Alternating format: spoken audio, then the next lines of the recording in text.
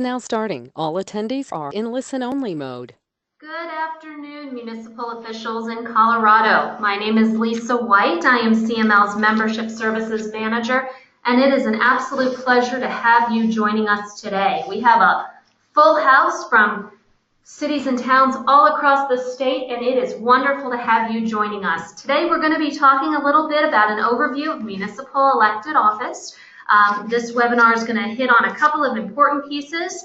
We're hoping that you'll enjoy the opportunity. You'll get some great information to take back to your city and town.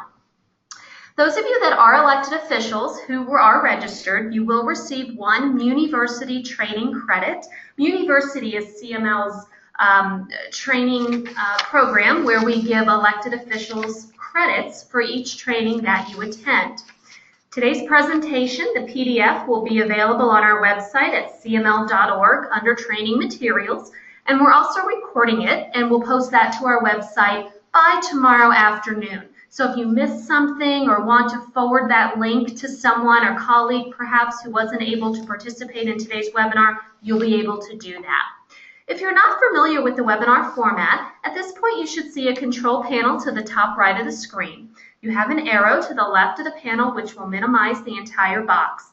We are muting all of our participants for the webinar, but we ask that you feel free to type in questions into the question box on the control panel.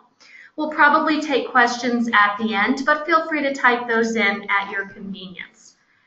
Right now, we are going to kick it off with Sam Mamet, who is our Executive Director of the Colorado Municipal League. Again, thank you so much for joining us.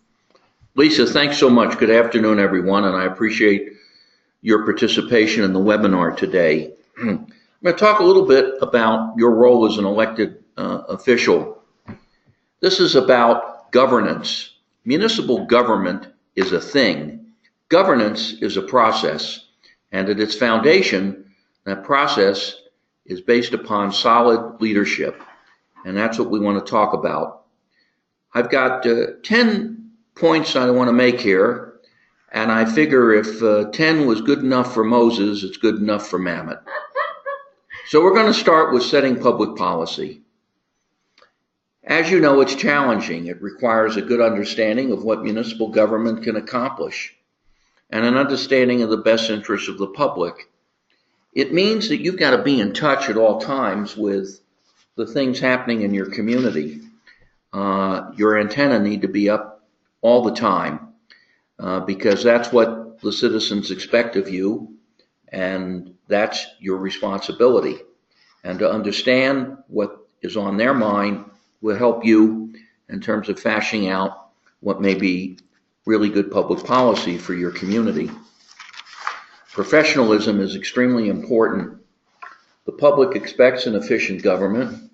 They expect that decisions are made in an analytical manner based upon good facts and good information, that stuff isn't just made up as you go along.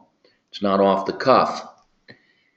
Staff expertise is important. We'll talk a little bit about staff-elected relations in a little bit, but utilizing the expertise of your staff is extremely important.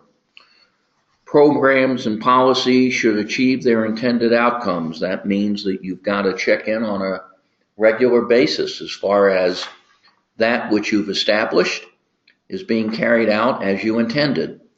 And that means an ongoing dialogue with others in the municipal organization, starting if you have a city administrator or city manager, starting there and working with other key people on the staff. You've got to find a proper balance here. You've got to balance being responsive to public expectations, but you're also good stewards of the public resources in your municipality. And sometimes that clashes, because what the public expects and what you need to do as being a good financial steward of the community sometimes isn't always in sync. So it's a balancing act. Always ongoing. Accountability, point number 3, very important. Once elected, you represent the entire community, even if you're elected by a council district or a council ward, you're still looking out for the best interests of the community as a whole. Citizens absolutely have a right to be heard, and viewpoints need to be accepted and acknowledged, all viewpoints. Public involvement is essential in terms of legitimizing the governance process. All of that is what accountability entails. Number 4 is extremely important, being a big picture thinker. Make decisions that will have significant impact on the municipality, both short and long term. We'll get into the budget process in a little bit. The budget is an important document to help you and the municipality think big. Focus on future impacts. What actions will actually make a difference in the city or the town? Think beyond present data and constraints. It's okay to think outside the box. See possible connections and relationships. No municipal official is on an island. Everything you do in your jurisdiction affects every other jurisdiction. I tell elected officials all the time, get off the island, get into other communities, work on regional boards and commissions, and understand relationships outside of your own jurisdiction is extremely important. Being a good steward, listening to and respecting citizen views. We've talked a little bit about that, representing all citizens and those of the future. One of the things that we love to see in communities across the state are youth commissions. We have a number of them. And it's so much fun to be able to interact with young people. And it's important for you to interact with those folks as well, because they're the future leaders. Decisions are not always easy, and they're going to be uncomfortable at times, and they're, as I said earlier, going to run counter to the wishes of some of your citizens. That's what you signed up for, and it's a challenge that's ongoing. But always, always, always, I think decisions you make should be for the greater good. Representing and advocating. So I heard it described that being an elected official really is being a good customer service representative. What exactly do you think that means? I think that it means you're in touch with folks in town. They talk to you. They meet with you either formally or oftentimes informally on the street, in the coffee shop, wherever it might be. And you're listening to them and hearing what they have to say and conveying that back to the powers to be back at City Hall or Town Hall. That's being a good customer service representative. You're the conduit, you're the connection between citizens and city services. They see you as most responsive to their concerns. I've said this often, that public service is the highest calling because you're there to represent the viewpoint of citizens. People really just like you. No different. And you're trying to do the best you can for your community and your capacity as an elected official. And that's point number 7 about being a community builder. Providing leadership and relationships and being a consensus builder is extremely important. I'll talk to mayors and city council members and town trustees all the time. And I say, how's it going? Oh, we had a great meeting the other night. We started at 7, we were done at 7:30. All the votes were unanimous, no dissent, everybody is happy. Are they? I think that sometimes it's good to have a knockdown, drag out, a 5-2 vote or a 4-3 vote or whatever it might be. I think that that's building a community, that's getting a healthy debate on an issue, but then moving on once the debate and the discussion is done. You have to foster those relationships that help you work through those differences. They shouldn't be personality based. They're based on how individuals view a particular issue. And when the debate is done, it's done. You don't look in the rearview mirror, you look forward. Because the city council meeting, the town board meeting, are indeed forums for all aspects of an issue to be heard and to be considered. And that's important. Being a decision maker, point number 8. Well, sometimes it's acting like a judge, and sometimes it's acting like a jury, particularly when we get into issues around land use, decision making. It gets a little tricky, and your esteemed legal counsel can guide you through that. So there are times in which you are a judge, and there are times you're a jury, and then there are times that you're both. And it's different hats that you wind up wearing. Decisions based on information are presented, discussed, and then you vote it up or down, and you move on, as I said earlier. It's not easy, but it's vital to the notion of governance, good governance. Number 9, providing oversight. Well, what does this mean? Well, I think there are a couple of items here. Clearly, you have responsibility over the policy development to guide the organization. And in that regard, you may, in fact, have the ability to hire certain key employees, like the manager or administrator in a council manager system. In other cases, in statutory towns, for example, hiring the town clerk and other staff. The staff is to be held accountable. There's no question about that. And you do that periodically through formal procedures like a performance evaluation, and then more informally, just the day-to-day interactions that you have with staff. But at the end of the day, it's extremely important, very important, to be careful to respect the proper roles that you have as an elected official on the governing body and that of the staff in terms of who's responsible for what. You focus on the big picture, you hear about the concerns in the community, you focus on the vision and the broad direction, and then you debate that, you discuss it, you resolve it. The staff then takes that and moves forward to implement it on a day-to-day basis. Getting involved in the day-to-day administrative aspects of the operations of the municipality for an elected official is no, no, no. You must be very careful about that. Being involved in policy oversight and looking at the big picture is a yes, yes, yes. There's differences here, and you have to understand and respect that. Last, and perhaps not least, but most importantly, being ethical. Don't use confidential information for personal gain. Be careful about accepting gifts above the gift limits in the state constitution through the ethics and government procedure.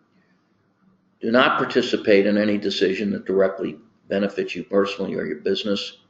Do not hold an interest in any contract entered into by the governing body. At the end of the day, if you're involved in something that for you personally does not pass the smell test in terms of your particular involvement as to whether you should recuse yourself or vote on an issue, then at the end of the day, to thine own self be true. If it doesn't feel right to you, then you shouldn't do it.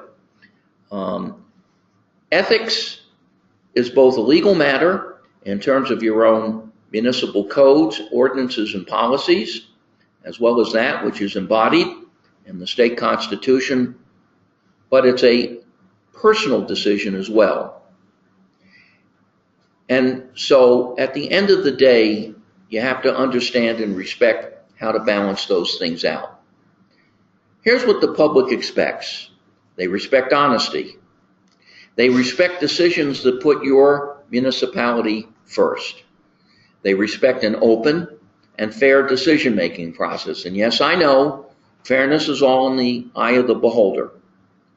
They respect you if you honor their views as individuals in the community. Respect for individuals in the community is very important. Accountability, we've talked a little bit about that. Decorum and professionalism. When you're up on the dais on a Tuesday night, people are watching you. They watch your behavior. They see how you behave and interact. They look at your body language. It's amazing, but it's there. And especially if it's televised, you surely do hear about it. Personal character and lawful behavior, well, it goes without saying. When you're an elected official for your community, you want to represent the very best that your city or town represents. And you do. And that is what being, I think, an effective elected official is all about, and what your role ought to be. So those are Mammoth's 10 pointers. And I don't know if there are any questions that have popped up, Lisa. If you have any questions, feel free to type those in. I do want to share just a very brief overview of who CML is. That's something that I definitely want to take a minute. So if you have any questions for Sam, feel free to type those into the question box at this point. But, you know, for those of you who aren't familiar with CML, I just wanted to throw this slide right up there for you. CML, obviously, we are the Colorado Municipal League. We've been around since 1923. We are a nonprofit, nonpartisan organization representing 270 out of the 272 cities and towns around the state. So we are here, we work for you, you are our bosses. We know that you're depending on us when you need us, and that's what we're here for. We serve our municipal members in the areas of advocacy, information, and training. This is an example of some of the training that we offer, these fantastic webinars. We'll be getting into more depth into other resources that we offer as that relates to training in a few moments. Information, we want to make sure that you have the information you need to serve your residents effectively. We do that through periodicals, white papers, extensive research publications, and then advocacy, which is obviously very, very prevalent right now with the legislative session going on. And I wanted to toss up there our vision statement. We are empowered cities and towns united for a strong Colorado. That's what we do. That's what we work for and strive for each and every single day. All right, I do believe we have a question, so let me just pull that out very quickly here. Will there be a recording of this? Absolutely. We are recording this webinar, and we'll post it to the CML website. It's going to be at cml.org. It's going to be under training materials, and it's going to be available anytime. There will not be a lockdown or anything like that. So right now I think we're going to go, if you're okay with that, Sam, into budgeting. Another very, very important part of knowing all about your budget, and I'm just pulling this up, so hang on real quickly here, folks, and we will get started. So we're going to, current slide. Okay, Sam, hit it. Very good. Budgeting basics. Budget's the most important thing that any government does, whether it's the United States Congress, whether it's the state legislature, or whether it's what you do in your own city council or town board. The budget is the World Series of government. It indicates everything that you do on behalf of your citizens. It's not just pages with numbers. It is indeed a vision statement. And it's something you work on annually, and you absolutely need to be engaged in it and understand it, because it's an acknowledgement of your priorities. Budget, what is it? Well, among other things, it's the annual financial statement of your municipality's proposed revenues and how you're going to spend those revenues. It's a tool to communicate with your citizens about your financial health. It's a statement of priorities, and it's an opportunity to tell a story. And we're going to tell a story with a little cartoon here that is extremely important. And I think if you take a look at this, you'll understand what I mean. and I got a kick out of this, so I thought I'd share it. But it's a segue into why do we do it?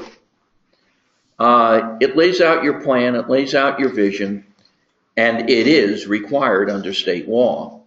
And there are provisions in state statute in Title 29 of the Colorado Revised Statutes that spell out what goes into a budget, how budgets are filed.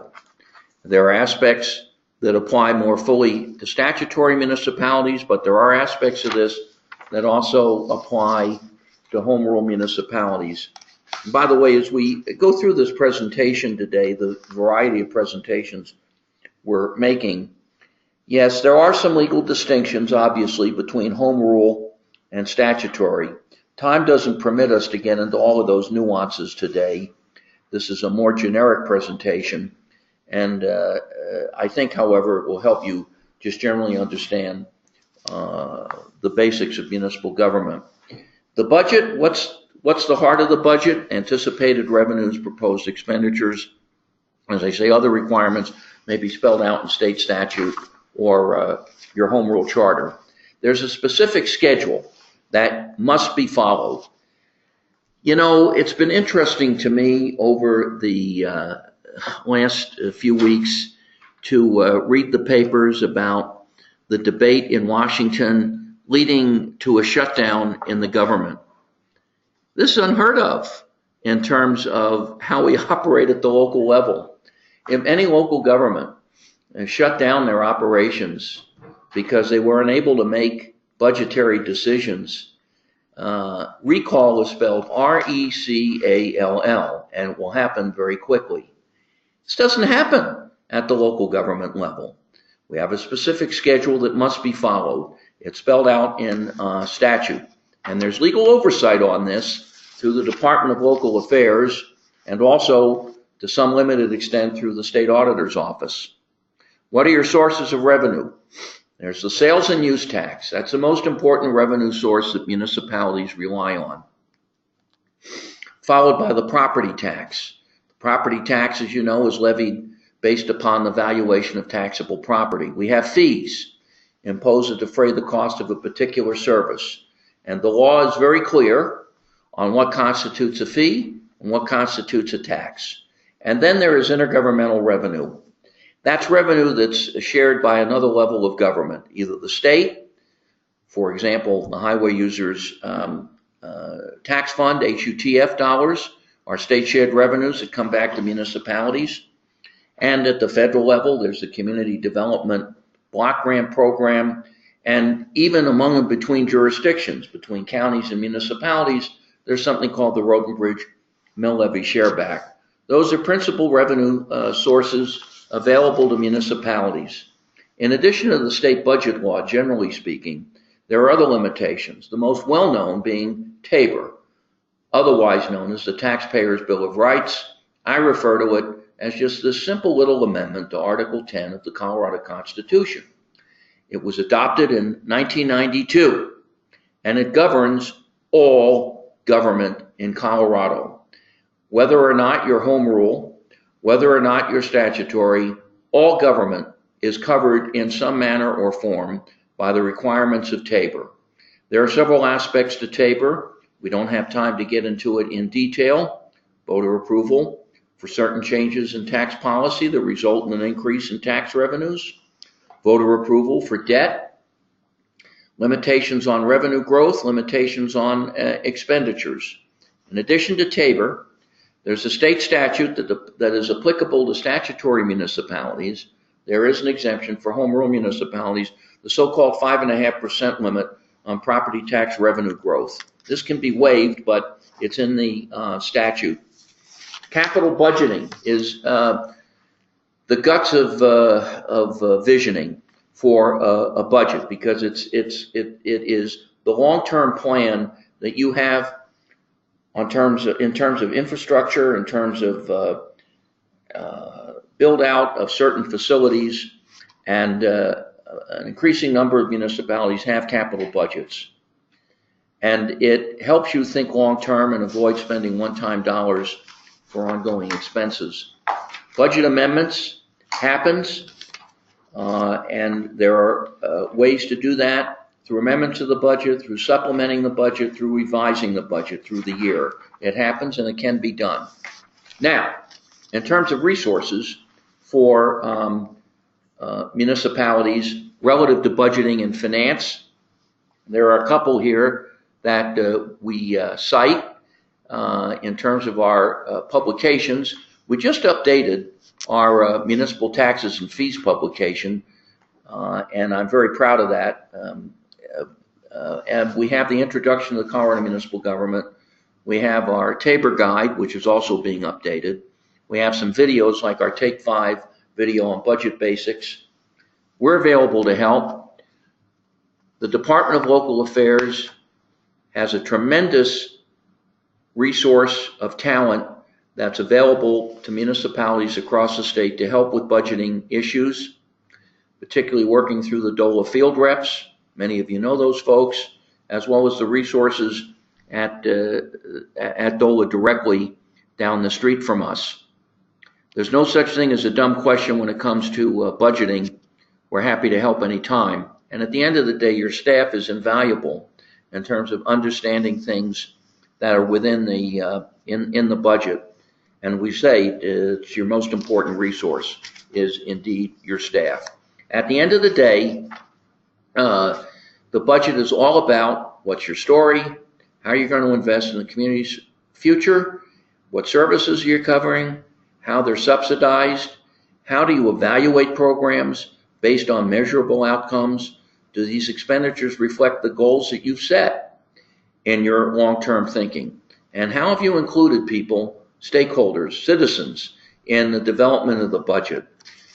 So that's what I wanted to say about the budget. We have a very special guest who has just joined us, but I want to see if there's any questions. We do have a question, Sam. Someone is asking, how do fees get around Tabor restrictions? Well, that is an excellent question. I'll give you the short version of this. The Colorado Supreme Court made an important distinction between what constitutes a tax and what constitutes a fee in a case involving the city of Fort Collins that predates by a number of years when Tabor was adopted in 1992. And basically, the law, and Tabor does not cover fees. Tabor covers changes in tax policy. Fees are a revenue source you collect that's earmarked for a certain specific service. A tax is a revenue source you collect that goes into the general fund of the budget to support the general operations of the municipality. There is, interestingly enough, a case before the Colorado Supreme Court right now involving the city of Aspen, and the court is being asked again to review what constitutes a tax and what constitutes a fee. And that case has been argued. Briefs have been filed, including one by us on behalf of Aspen, and the court has not opined yet. We hope that the court is consistent in upholding previous court decisions they've made, distinguishing between a tax and a fee. So Tabor is an important part of it in terms of limiting revenues raised, but is less a part of it because what constitutes a tax and a fee as a legal matter predates Tabor. That's a Reader's Digest version of what is can be a complicated issue, and I'm happy to talk offline on that with whomever. Anything else?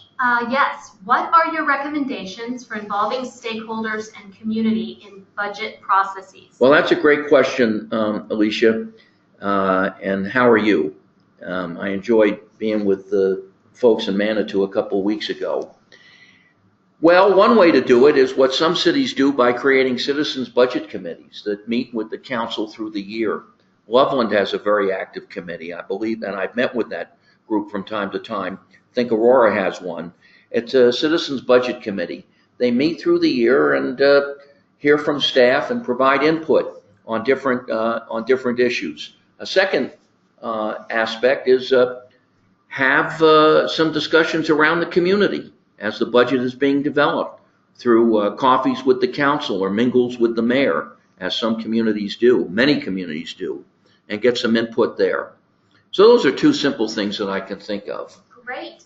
And can you provide a quick overview of enterprise funds as part of the budget? Well, that's another good question, Barbara. I'll do it briefly. And I hope everything is going well in Montrose. So enterprise funds are defined in statute and they're defined in TABOR. And they're different. But without getting into the details, an enterprise fund is a specific fund that is established to govern the operations of a specific service in the community. Most common to that is a utility, a water fund, or a sewer fund. And the revenues coming into that fund and coming out of the fund are commonly known as a sewer enterprise fund or water enterprise fund that supports the operations of water and wastewater. And interestingly enough, under TABOR, and we won't get into it now, but I can certainly talk offline, Barbara, there's an exception to TABOR for enterprise funds, but it's a restrictive definition that is a little complicated, but does allow you to exempt certain expenditures out of the TABOR limitations if they qualify for being part of an enterprise fund. So that, in a nutshell, is what we're talking about here. I want to move on to the star of the show. And I want to introduce my friend and my colleague, Tammy Tanoe. And anyone who doesn't know Tammy, shame on you. Tammy's here from our good friends and partners at CIRSA, and I'm going to let Tammy take it from here. Thank you, Sam, and good afternoon, everybody. Thank you very much for letting me share a portion of your afternoon with you. I did scan the attendance list, and I see that probably the vast majority of the communities that are listening in today are CIRSA members, and so I don't think I need to do too much of a commercial about CIRSA. But the most frequent question I get about CIRSA is, hey, what does CIRSA stand for? And so I do want to let you know that we are the Colorado Intergovernmental Risk Sharing Agency, and we're a public entity self-insurance pool that serves the property, liability, and workers' compensation coverage needs of the vast majority of municipalities across Colorado. At this point, 84% of municipalities are members of our property and liability pool, and a little less than half, about 46%, are members of our workers' compensation pool. And we are very gratified that we are able to serve you in that capacity.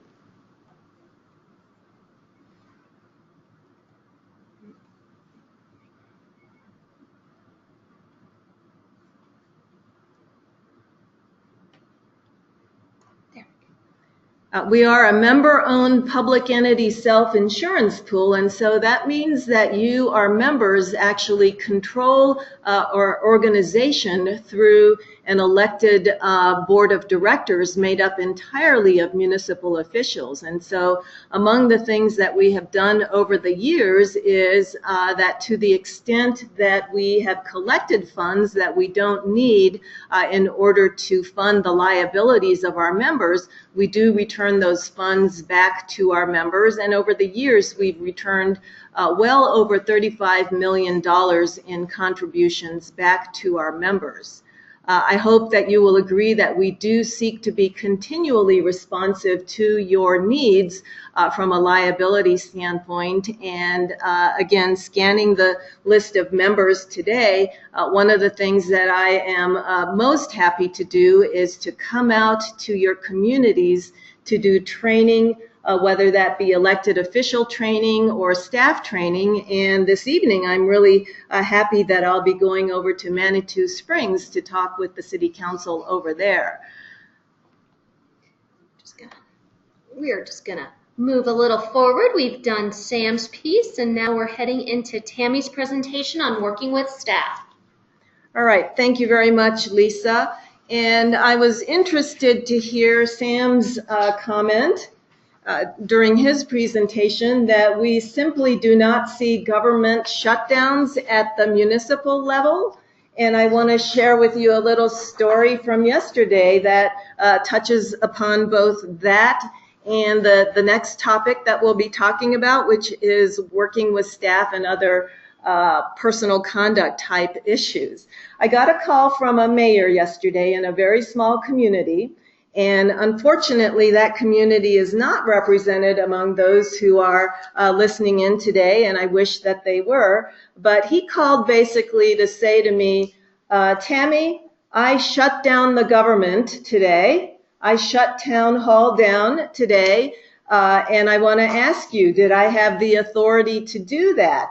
And my answer to him was, Mayor, I don't think you have that authority. And so it will be very interesting to see what happens next in that community. But as it turns out, some of the reasons why he took that action yesterday had to do with issues that he was having with their very small staff. So I do hope that the next few slides and comments will be of help to you.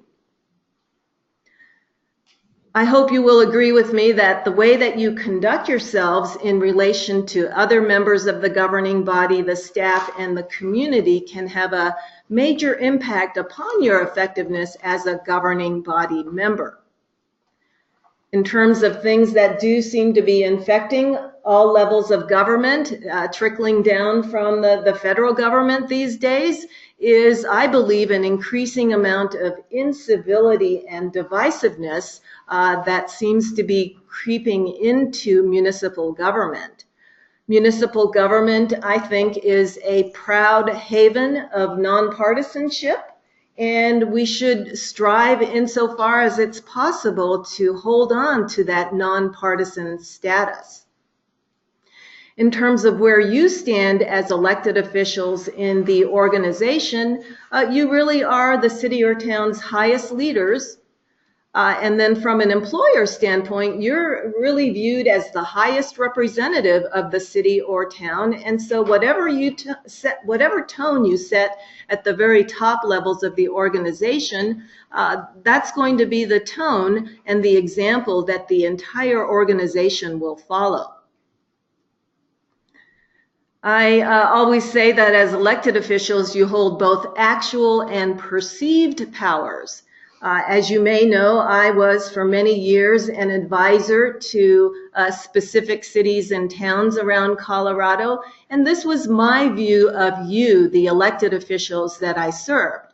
I considered you to be the sun around which we, the staff and advisors, revolve, and you really were and are at the center of the organizational universe. And so that's how you're perceived by the staff, your advisors, and others that serve you.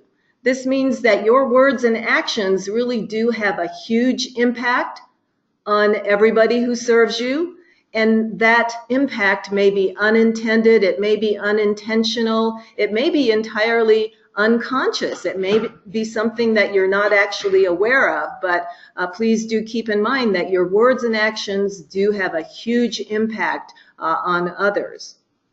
I've heard Sam say this, but there is really never a moment when you can set aside your elected official persona when you're dealing with others within the organization or even within the community. You can really never put aside that council member hat or that mayor hat and say, now I'm going to be speaking or acting as a private citizen, because when you are sworn into office, that is how you will be perceived by others for the entire term of office. So whether you know it or not, you really do set the tone for the entire organization in terms of how you treat citizens, the business community, the staff, and one another. Whatever tone you're setting is going to be that which rolls downhill throughout the entire organization. So in that regard, if you sense that there is dysfunction within the organization, it does become important to start by looking inward at the example that you might be setting.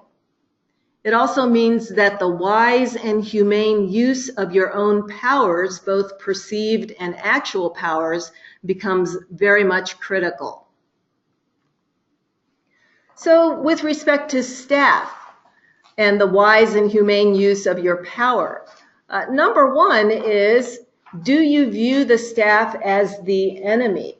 This is a phenomenon that I see sometimes, especially with newly incoming elected officials who may have been looking at things from the outside and may have concluded prematurely that staff is the entire problem.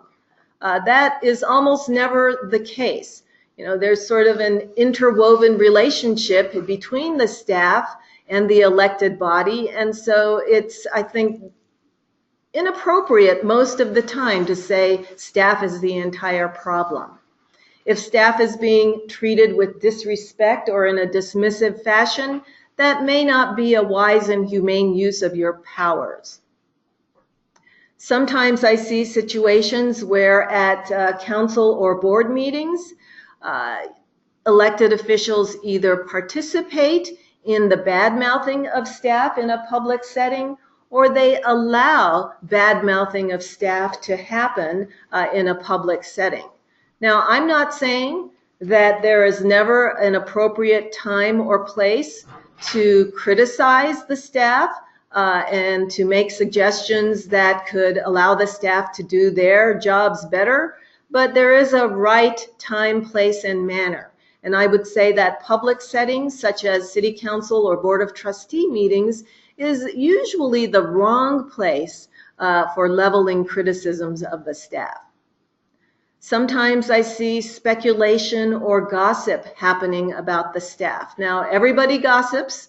It's not something that we can stop, but please understand that when the gossip is being repeated or circulated by, again, our leaders, the elected officials, it is especially hurtful.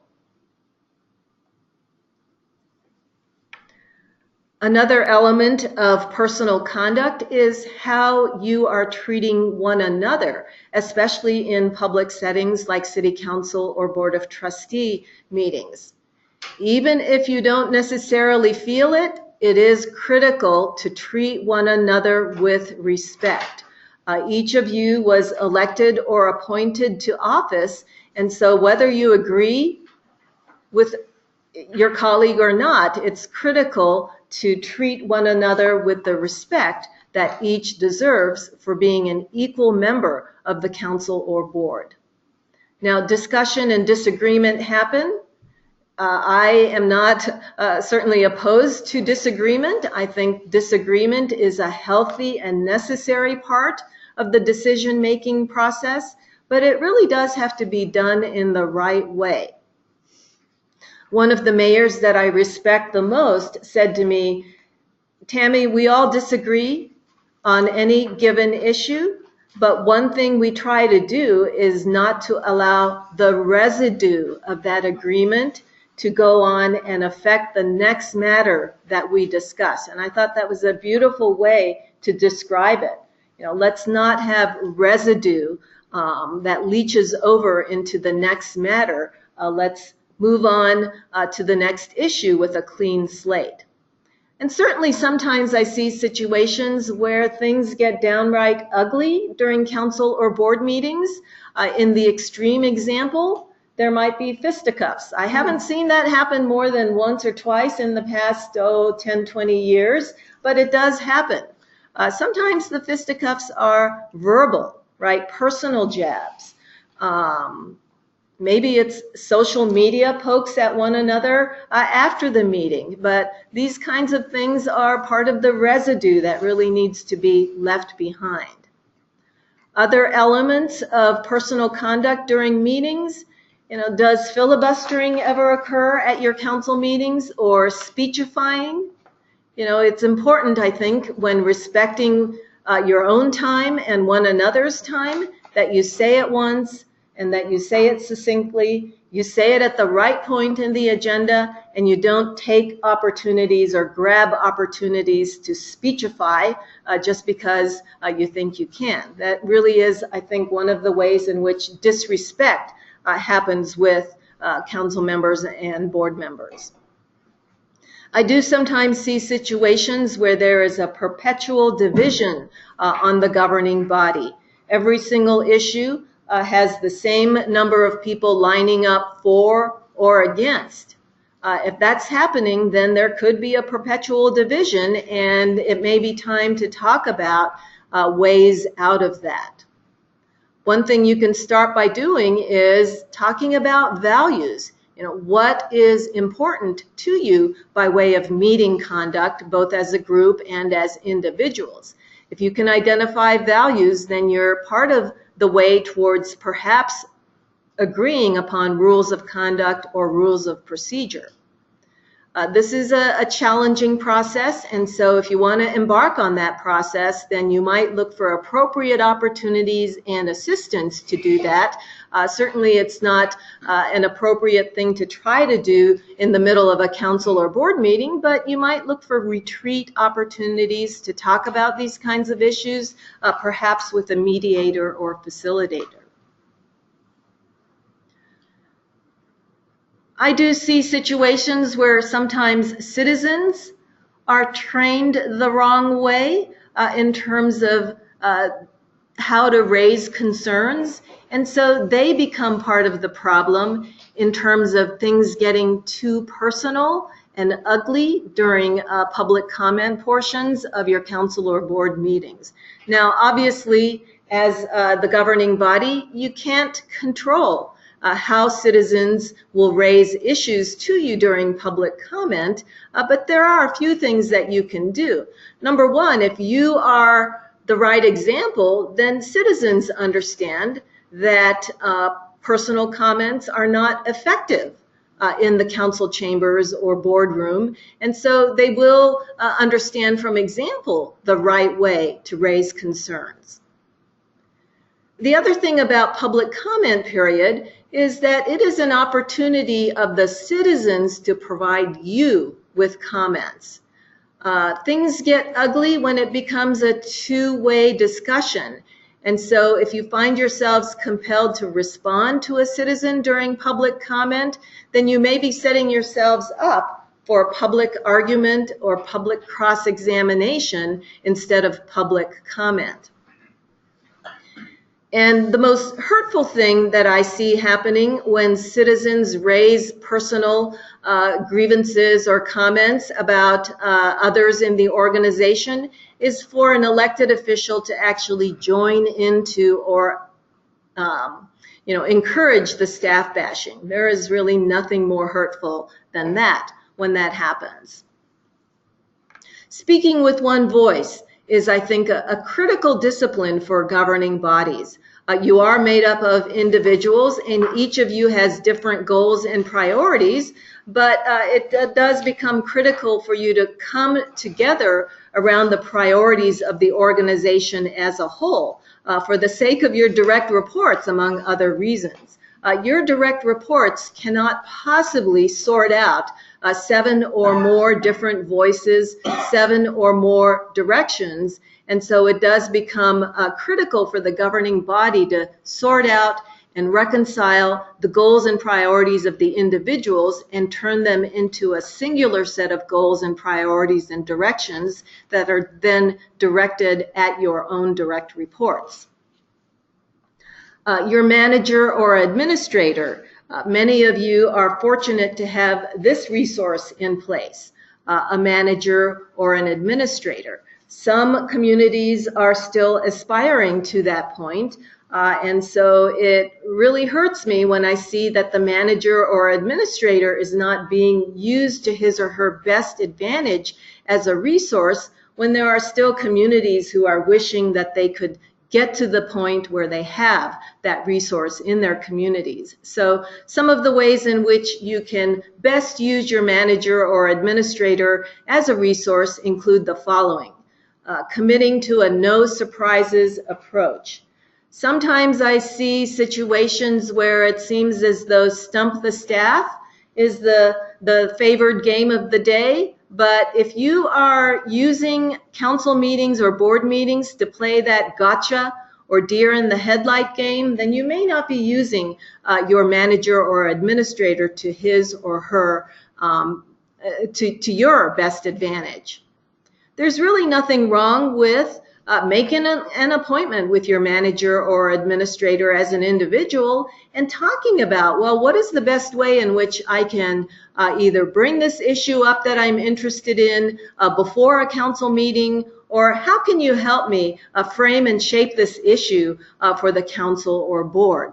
And your manager or administrator will be more than happy to assist you in doing that. I talked earlier about not viewing staff as the entire problem, and this is the reason why. When you look at the manager's work or the attorney's work or your staff's work as a whole, it really does reflect the policy directions that were given by the City Council or the Board of Trustees. And so if there's been a shift in your council or board with new goals, new priorities, and new directions, then it's really unfair to blame the staff for having faithfully carried out the directions and goals of the prior governing body. It really does become incumbent upon you as the new governing body to say, these are now our goals and priorities, and staff, are you on board with them? Instead of taking that reflexive urge to just clean house and bringing in your own staff because you want to change policy directions. This idea of cleaning house on the administrative side, I would say, is an artifact of partisan government. And again, we are not partisans here in municipal government. So that concludes my remarks in terms of personal conduct issues. I would say that there is a tie-in to ethics here because, ethical behavior is not just about instances where you have a financial or other conflict of interest. I really feel that how you treat one another, how you treat your staff, and how you treat your community as a whole really does have a lot of ethical issues that are interwoven. And so how you conduct yourselves in those dealings with one another, the staff and the community, can either greatly enhance or reduce your effectiveness as an elected body member, and of course enhance or reduce your liability as elected officials. So I hope that these best practices suggestions will be helpful in maximizing your effectiveness as well as your liability protections. We do have a question. Tammy, thank you for that. How would you handle the situation if you had to close town hall for staff issues when no one is available to cover? Who would make that decision then? That is a wonderful question, and I guess I would start by asking what kind of municipality you are, whether you're a home rule municipality or a statutory mayor-council city or a statutory town. Because really the power of any given elected official to act as an individual depends upon the home rule or statutory powers that you may or may not have. And so if let's assume you're a statutory town, and if that's the case, then your powers as an individual elected official, even if you might be the mayor, are extremely limited. The state statutes really do define not very much in the way of individual powers for individual elected officials, including the mayor, other than presiding over board meetings. And so I would say that beyond that, whatever powers you exercise need to be those that have been specifically authorized by your governing body. And so that's why in the example that I gave as we started this portion of the webinar, I was a little bit leery because it did not appear to me that the consent of the rest of the governing body was present in the action to close the town hall. So, Closing town hall, I think for the most part, is going to be an administrative function. My hope is that your staff is empowered to know the circumstances when they can or cannot act in that regard, because as elected officials, as governing body members, if you don't have advance authorization to do something like that, then the best you can do is to call a special meeting to do that. And that requires 24 hours of notice under the open meetings law in order to comport with the notice requirements. And so quick action in that regard really is not feasible for governing body members. So in terms of actions like closing town hall, my hope is that that is something that you have empowered your staff to deal with. Does that answer your question? Great. And if not, there will be contact information for our presenters at the end. We can certainly do some follow-ups afterwards as well. Folks, we are running a little behind. This is just such wonderful information. The webinar will probably go another 20 to 25 minutes. If you have to leave us, of course we understand, but remember this is being recorded, so you'll be able to access it from cml.org under training materials. We did get one more question which kind of piggybacked on that, so I want to ask it. How does this closing if you have one staff member and they do not have breaks or have an emergency? Well, that's again, I think a very, very good question, and my hope is that in your operational policies and procedures, you've got some contingency plans built in. If you're a one staff member operation and you don't have any other way to operate or keep open the town hall, if that one staff member is absent that day. You know, it's not the kind of thing that you can, as a board, deal with on an emergency basis. And so I think it's something that, again, you need to have built into your operational policies and procedures. Great. Thank you, Tammy. We are going to move on to our next section, which is on liability and best practices, again, featuring Tammy. Thanks, Lisa. So I'm going to mostly skip over the next few slides because they contain a lot of technical details in terms of the Governmental Immunity Act, and I would like to focus more on the conduct issues that will bring you into the areas where you have good liability protections and out of those areas into areas where you have very, very terrible liability protection, because I think that's really what you most need to know, especially as elected officials. So one of the things that we are blessed with in Colorado is a very strong Governmental Immunity Act, and it really does give us many, many protections for elected officials as well as staff members. Elected officials, staff members, appointed officials, board and commission members, and even authorized volunteers are all considered to be public employees within the meaning of the Governmental Immunity Act. And so you have excellent protections as long as you are following the right parameters in terms of your behavior. I'm not going to go over this slide at all, except to note that these are the 6 areas where you have liability exposures as public entities under the Governmental Immunity Act. And so as you can see, there are only 6 areas of exposure, and they really have to do with hardcore municipal operations. Also, from the standpoint of the Governmental Immunity Act, you have other protections such as a cap on liability in circumstances where you don't have immunity protections. And so as of 1/1/2018, the maximum that any one person can recover from the city or town in a state law tort action, a personal injury type action, is $387,000. If multiple persons are injured in any single incident that is covered by the Governmental Immunity Act where you have a liability exposure, the max recovery is just a little bit over $1 million. And so these are good, strong caps that are in place. As elected officials, as staff members, you also have these protections. However, there are two requirements that have to be present in order for you to have the protections of the Governmental Immunity Act.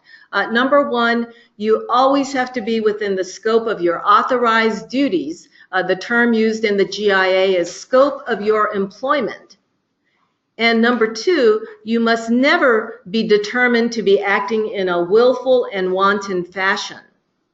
So what is willful and wanton? Basically, it means that you are beyond reckless in disregarding your legal responsibilities and thereby caused injury and damages to someone who is now in a position to sue you for them. So willful and wanton conduct will most definitely take you outside your liability protections. It will also carry the risk of punitive damages for which you can be personally liable. I used to think that talking about punitive damages was sort of an unfair scare tactic on my part because we just didn't see many punitive damages awards against public officials in Colorado, but I am very distressed to have to report to you that in the past 1 or 2 years, we have lost 2 cases before juries which carried an element of punitive damages against the individuals who were sued. And so it is happening more frequently now than we would like. So this concept of scope of employment, scope of your authorized duties, what does this mean, especially in the context of elected officials? Well, it means you've got to stay within your job descriptions. If you're a staff member, you most likely have a formal job description, but if you're an elected official, you have to look to applicable laws that frame what your job description is. So most typically in home rule municipalities, that's going to be found within your charter. For statutory municipalities, there will be a little bit of a job description found within the state statutes. Don't mean to be picking on mayors, but you know, mayors are an especially tricky area when it comes to job descriptions because what a mayor does in the community next door may not be at all applicable to what is going on from a legal standpoint within your own community.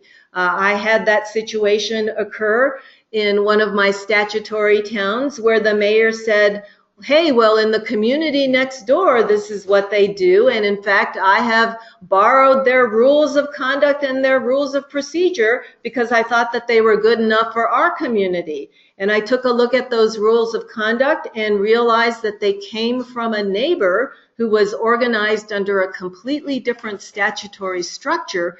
And so this mayor in a statutory town was taking on powers that the statutes did not confer upon him.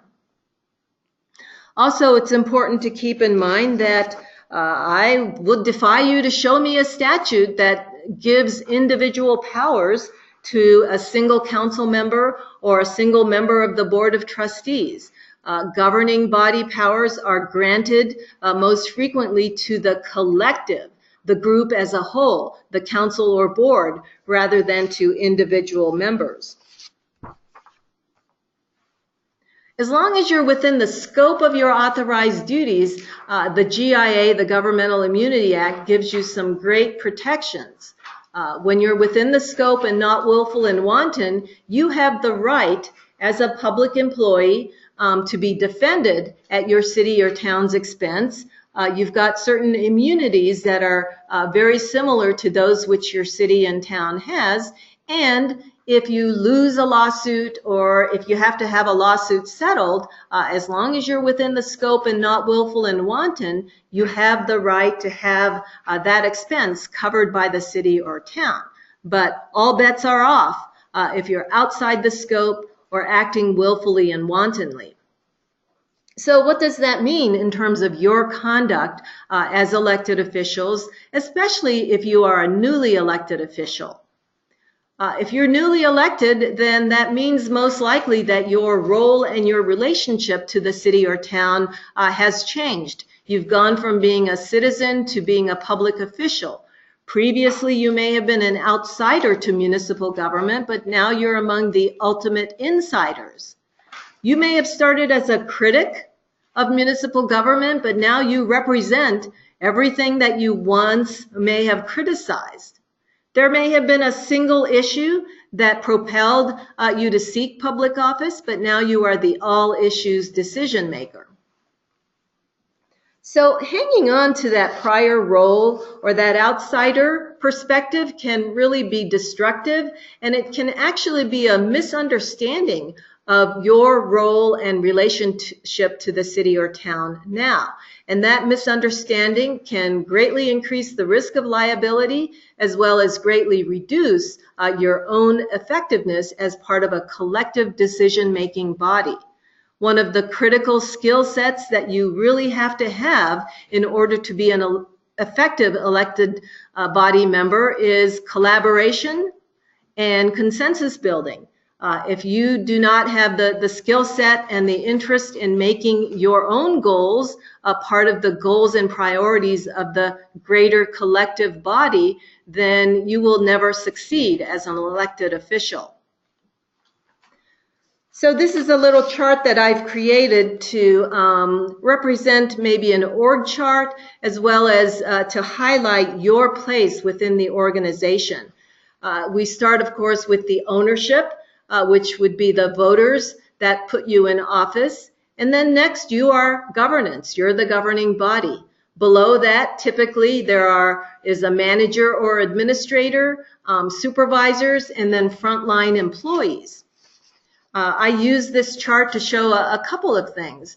Number one, if you're operating at the level of management, supervision, or frontline employment, then you are usurping somebody else's role within the organization. You're no longer operating within governance, and so you may be outside the parameters of your own job description, and therefore increasing your own liability. Another thing that's important to point out is that when you look at the different levels in the organization, frontline employees have a pretty short time horizon. They need to look at what are we getting done today. Supervisors and managers have a little bit longer of a time horizon. What do we need to get done this week, this month, this year? But as governing body members, you really need to have the longest time horizon of any of the players in the organization. What are we doing this year? What's our 5-year plan? And do we have our eye on what's happening in this community 10, 15, 20 years out? And so that's your perspective, the long view. If you take your eyes off of that long view and start looking at what's happening today, or even worse, what's happening yesterday, then I would suggest to you that nobody's doing the important work of looking at the bigger picture, the long view. The other thing that I use to illustrate with this particular graphic is this, that if any player in the organization jumps up or down more than one place in the organization, that may be a problem. And so if you, as the governing body, jump down below the level of your direct reports, the manager, the attorney, and start dealing with supervisors, or worse, with frontline employees, then you have jumped down more than one level in the organization, and you have disempowered those levels that you have jumped over. The same thing occurs in the other direction. If you allow frontline employees, for example, to jump over their supervisors, to jump over their managers, to pull you into their frontline employee business, then you have disrupted the chain of command and, again, disempowered those who should be properly dealing with those matters. So understanding your job description and staying within it becomes a critical suggestion, both in terms of organizational effectiveness as well as maintaining your best protections from a liability perspective. If you cannot trace your action to a proper source of legal authority, then you could be outside the scope of your authorized duties. And if you know what the limits of your authority are and you choose to ignore those limits, then you could be acting in a willful and wanton fashion. As I mentioned before, as governing body members, you do act primarily as a body, and you primarily exercise your responsibilities by voting in a public meeting. And so anytime you're about to do anything outside of those contexts, as part of a body and as part of a meeting, that is a time when it's especially critical to make sure that you have proper authority. We, not I. So I think this is a corollary from what I've been talking about, which is that anytime you find yourself about to act as I rather than we, that is a potential red flag. When I mentioned my mayor example, that was a situation where the mayor chose to act as I in a legal context where I, the mayor, really did not have any independent legal authority to do what the mayor did. And so that was a real problem. Sometimes I think that this idea of acting as I rather than we comes from looking at the wrong model for governance. If you're looking to a body like Congress or the state legislature, well, there are lots of reasons why you shouldn't do that. But one of the reasons is that this whole idea of constituent service by individual members of a city council or board of trustees really is not part of your model. And so if you as an individual elected official are thinking, well, this is something I am doing in the name of constituent service, that may be taking you outside the parameters of your legal authority. Sometimes I see that people end up acting as I because they're being goaded by members of the community who are saying, we've got a vendetta against so-and-so, and so we elected you to get rid of so-and-so. And so if that happens and so-and-so is not one of your direct reports, then that alone becomes a problem in terms of the scope of your authority and possibly in terms of willful and wanton conducts. Also, targeting particular members of the staff as an individual elected official, I think that begins to implicate the possibility of improper personal motives. And I would say improper personal motives are number one on the list of activities that can take you into willful and wanton territory. So summing up, it's very critical to recognize the change in roles that happens when you take your office. It's very critical to stay within your job description and to stay out of others' job descriptions. Act as we, not I. Be very, very cautious about citizen pressures that may lead you to do the wrong thing, and check your personal motives to make sure that they are not taking you in the wrong direction. Great. Thank you so much, Tammy. That is wonderful, wonderful information. Our final presenter is my colleague Diane Criswell, who is CML's Legislative Counsel, who's going to be talking a little bit about open meetings.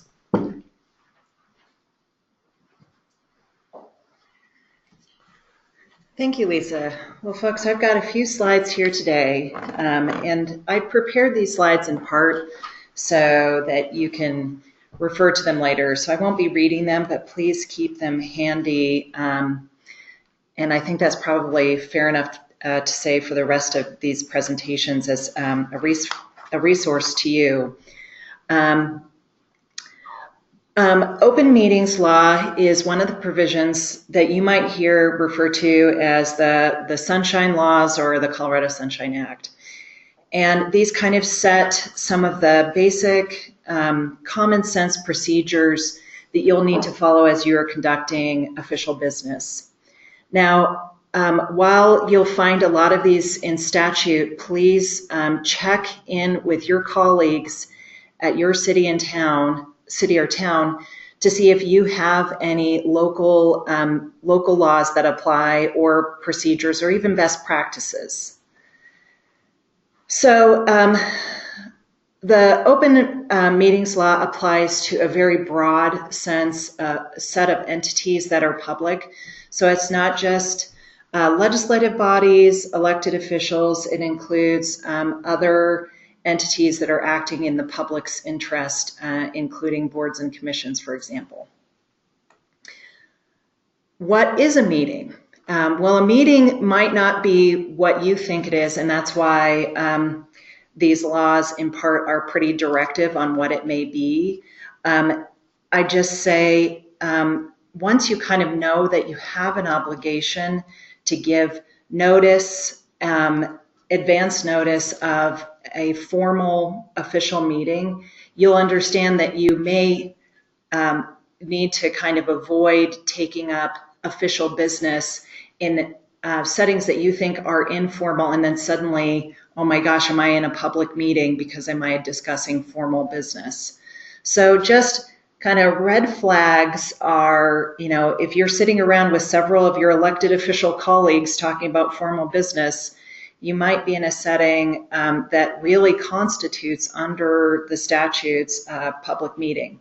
So these kind of some things that you might keep an eye out for are, are there a lot of us involved, a lot of these decision makers in the room, and are we really discussing emergent or official issues that we're going to take action on? That might be a meeting. What is not a meeting? So don't be worried. You are all in communities and probably know one another.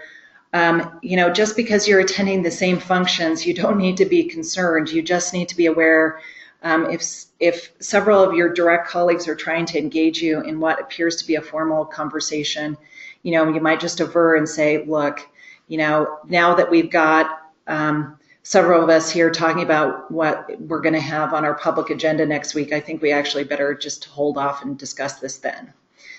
The other thing to be aware of is that email conversations may constitute a public meeting. So just, don't think that you're going to get around kind of your notice and your open meeting kind of requirements by taking the conversation to another medium from an in-person conversation. What kind of notice is required? Well, what I would say is the law kind of sets a floor, but that my understanding of most of our members' practices is that they do something other than merely posting their agenda in a public place. So that's kind of the minimum that you have to do.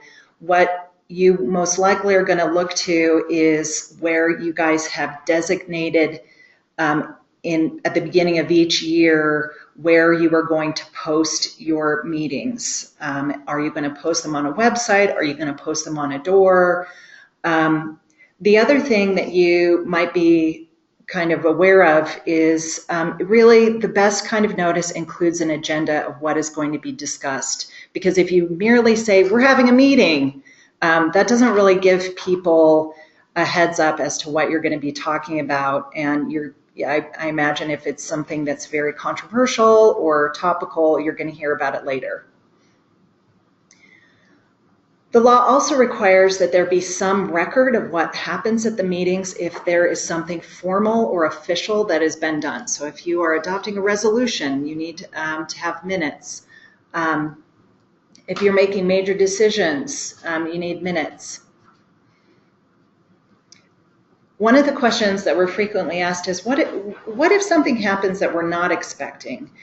So the open meetings law does not contemplate emergency meetings, but there are some provisions in case law where courts have recognized that, there might be something completely unforeseen that a public body, a local public body needs to address without providing timely notice.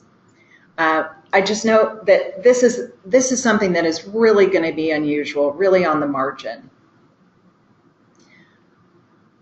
There are times when you are discussing matters that cannot be, for whatever reason, discussed in public. So I've got a list here, but they're all the kinds of things that you can imagine. If you are taking through an acquisition of property through your council or board, a lot of those are sensitive negotiations. They cannot be held in public. Likewise, if you are getting advice from an attorney, if you have personnel matters or similar, you need to discuss those things in executive session. Now, the next question is, well, how do we do that? So you do need to have follow some statutory procedures in order to properly execute an executive session. So you call them at a meeting that's been properly noticed, and you need to give some grounds as you make a motion to go into executive session. So, it might be, my last name is Criswell. Council Member Criswell, you have a motion. Yes, I move that we go into executive session for the purpose of discussing with our attorney advice relating to a personnel matter. Then that motion goes to a vote, and you do need a 2/3 vote of the members present in order to adjourn into an executive session. A couple other things to know about executive sessions is you do need to have the kind of breakout into executive session noted in the minutes. The other thing is that there is a statutory requirement for local bodies to record the executive sessions for the purpose of later, if you are challenged on whether or not you went into executive session to talk about something that was really a public matter, what may end up happening is a judge will take that in an in-camera review, which is just a fancy way of saying he or she listens to it, in a limited setting, not in a public setting, for a determination about whether or not one of the areas listed in statute is the grounds for having an executive session. Have you done it properly? Was it within the scope? This is, I believe, my last slide, which is, well, what if we don't do this properly? What if we hold a meeting and we don't provide advance notice or similar? So unlike other areas that my colleagues here have discussed today, there may not be personal sanctions involved, but it's very, very frustrating if you have to go back and kind of start from scratch, and that's what you need to do. So if somebody later challenges an action saying that it wasn't, that the meeting at which it was adopted was not properly noticed, the court may void the action. They may be, the person's challenging you may get awarded legal costs and fees. The other thing is, if you go into executive session and it's really to discuss something that is not pertinent to an executive session, the court may compel you to open that discussion up to the public. With that, I'll turn it over to Lisa to see if there are any questions. Great, thank you so much. So if you have any questions for any of our presenters, feel free to type those in now. In the meantime, I'm going to wrap up by just sharing some final resources with you. So CML.org, again, a great place to go if you have any questions or want more information about a specific topic. There's actually a link specific to those that are newly elected to office. So go ahead and feel free to visit that. I have to give a plug for this event we have coming up. Wednesday, March 21st, we're going to be doing a day-long workshop here in Denver. It's our Effective Governance Resources and Skills for Elected Officials. A fantastic workshop. So today, the webinar was a taste of what you'll learn by attending this day-long event. Coming to Denver, super easy. We have on-site parking, so we make it really super easy. There's lots of trainings out there, and that's fantastic, but ours has been around for more than 30 years and has been proven to be effective and efficient and wonderful information that you need. As a nonprofit, CML is dedicated to making sure that you get the information you need, and our colleagues that are going to be presenting, as you can see, are fantastic. You'll hear from Sam as well as Tammy Tenoy again, and we're proud to have CIRSA as a partner on that training. $85 is the early registration rate. If you register 3 folks from the same municipality, you'll get the 4th one free. Buy 3, get 1 free. Register at cml.org. Our annual conference registration is now open, June 19 through 22nd in Vail. Again, our registration rate, less than $250 for the 4 days of training. Of course, visit CIRSA.org, where you'll find additional resources from CIRSA. They have a page specific for elected officials as well. So take a look there for some fantastic information. And again, we're here to serve you. Here is all of our email addresses and phone numbers.